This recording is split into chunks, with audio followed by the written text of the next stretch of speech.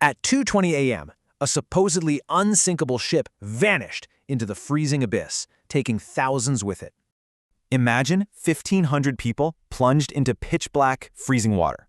In those conditions, death usually comes in minutes. Yet, out of all those terrified souls in the water, only 4 pulled from the ocean survived.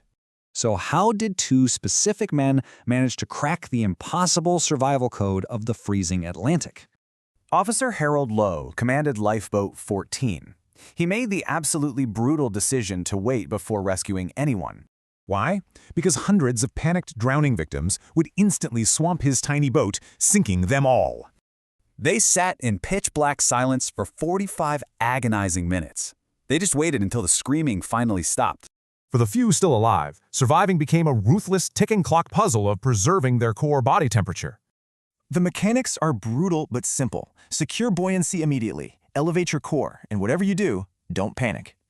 Let's look at the survival methods. Fang grabbed a wooden plank, while Harold used a life buoy. Fang, a third-class passenger, hauled his entire body onto that wooden plank, escaping the water's freezing grip. Meanwhile, young crewman Harold shoved his upper body straight through a donut-shaped buoy to keep his core elevated. Harold knew panic kills faster than cold. He stayed completely still to survive that initial, agonizing freezing shock. When Officer Lowe's crew finally rowed into the debris field, they found an ocean of completely frozen bodies. They pulled 2 heavy, waterlogged men aboard, but tragically, both died from extreme hypothermia within minutes.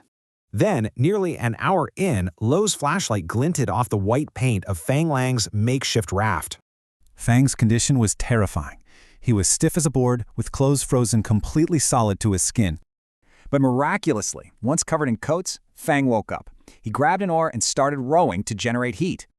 Searching further among the dead, the crew suddenly spotted Harold resting on his buoy, strangely unfrozen. Covered in warm coats, Harold slowly regained consciousness, totally defying the fatal odds of the freezing abyss. The ultimate takeaway? Elevating your physical core out of that water was the exact difference between life and death. If plunged into the pitch-black abyss, could you survive?